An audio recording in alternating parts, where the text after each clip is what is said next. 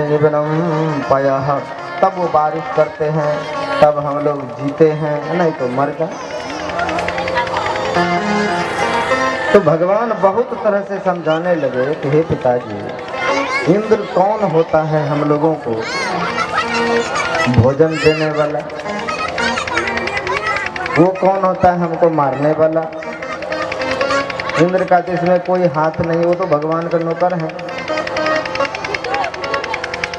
वो तो एक विभाग संभाल रखा है भगवान,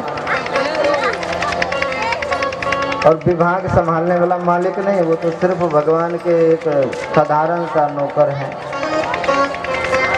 और जहाँ तक मरने जन्म लेने की बात है, यह कर्मणा जायति जंतु कर्मणेव विलीयते, सुखम दुखम भयम क्षेमम कर्मणेवा विविध्यते। अरे पिताजी, संसार में जीव अपने कर्म से जन्म लेता है, कर्म से मरता है। अच्छे कर्म से सुख और बुरे कर्म से दुख मिलता है।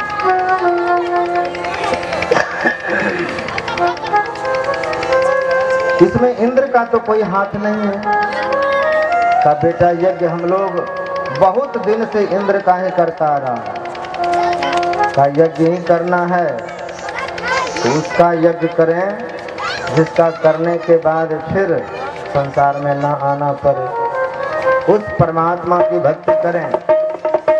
इसीलिए भगवान राम ने भी कहा, स्वर्गहु स्वल्पांत दुखदायी, देवताओं को भजन करके आप देवताओं तक पहुंच पाएंगे, स्वर्ग तक पहुंच पाएंगे, लेकिन वहां से पुनः गिरना होता है, फिर दुख में आना पड़ेगा।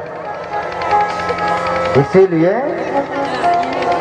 परमात्मा का भजन करें, परमात्मा के स्वरूप को जानें।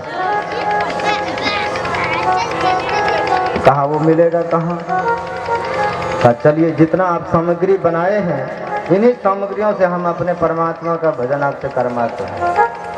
तो भगवान सबको वहां से लेके चले गए गिरिराज पर्वत पर, जो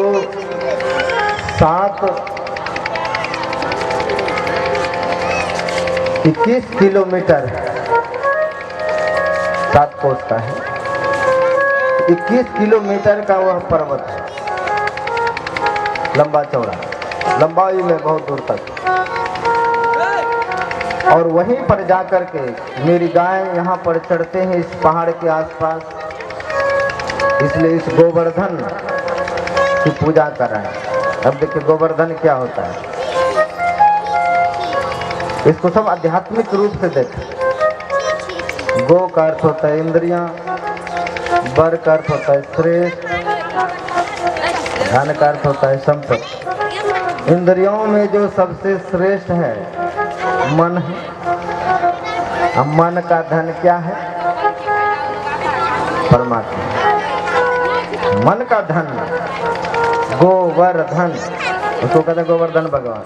तो परमात्मा, पूर्ण परमात्मा की भक्ति करने के लिए बताया गया कि इधर उधर भक्ति करके कहाँ भटकोगे, इसलिए पूर्ण परमात्मा की हम भक्ति करें।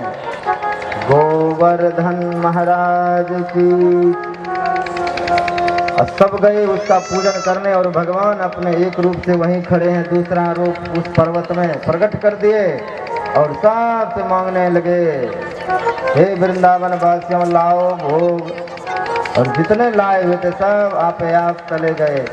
सब देखते रह गए, लगता है कि ये मेरी कन्हैया है, ये तो लगता है मेरी कन्हैया है, लेकिन थोड़ा कुछ अंतर है।